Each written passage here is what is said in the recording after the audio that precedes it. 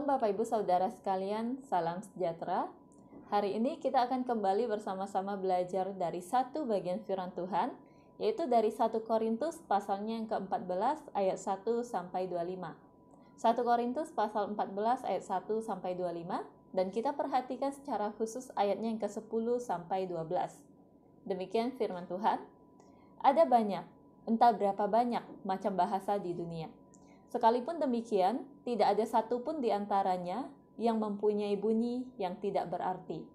Tetapi jika aku tidak mengerti arti bahasa itu, aku menjadi orang asing bagi dia yang mempergunakannya, dan dia orang asing bagiku. Demikian pula dengan kamu. Kamu memang berusaha untuk memperoleh karunia-karunia roh. Tetapi lebih daripada itu, hendaklah kamu berusaha mempergunakannya untuk membangun jemaat. Demikian pembacaan firman Tuhan. Firman Tuhan dalam 1 Korintus pasalnya yang ke-14 ayat 1 sampai 25 ini berkali-kali menyebutkan tentang suatu hal yang cukup sering dipertanyakan oleh orang percaya, yaitu tentang bahasa roh. Bagi jemaat di Korintus ketika itu, bahasa roh adalah karunia yang utama. Karena itu, jemaat di sana berupaya untuk mendapatkan karunia ini dan mempergunakannya dalam setiap pertemuan-pertemuan jemaat.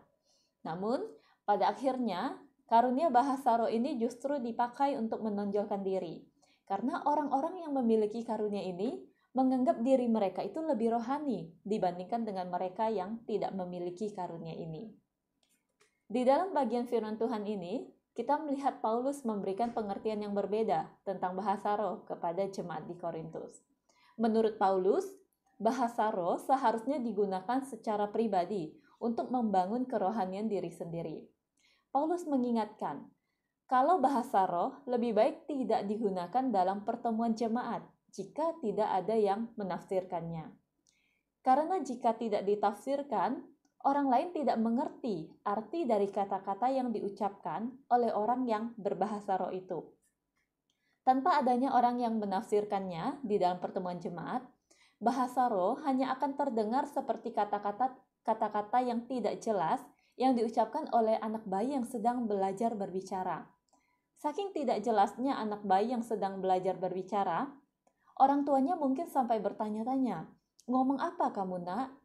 Nah, itulah yang terjadi dengan jemaat ketika mereka mendengar bahasa roh diucapkan tanpa ada yang menafsirkannya. Paulus bukannya menganggap karunia bahasa roh itu tidak penting. Paulus sendiri juga memiliki karunia tersebut. Namun, jika digunakan dengan tidak tepat, kurang tepat, apalagi jika disalahgunakan, misalnya untuk menonjolkan diri, pada akhirnya bahasa roh yang diucapkan dalam pertemuan jemaat justru bisa menimbulkan kekacauan. Seharusnya, karunia-karunia yang Tuhan berikan digunakan untuk saling membangun sesama orang percaya dan juga untuk memberkati orang yang belum percaya. Bapak Ibu Saudara sekalian, setiap kita diperlengkapi dengan karunia-karunia tertentu, dan semua karunia itu berharga. Jika saat ini kita belum mengetahui karunia apa yang Tuhan berikan pada kita, mari kita berdoa agar Tuhan menolong kita untuk memahami karunia itu. Setelah itu, mari kita gunakan karunia itu untuk membangun dan juga untuk memberkati orang lain. Biarlah lewat karunia yang Tuhan berikan di dalam diri kita, nama Tuhan juga yang boleh dipermuliakan lewat hidup kita.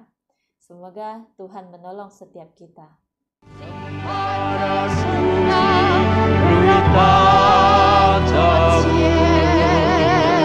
Sembara sungai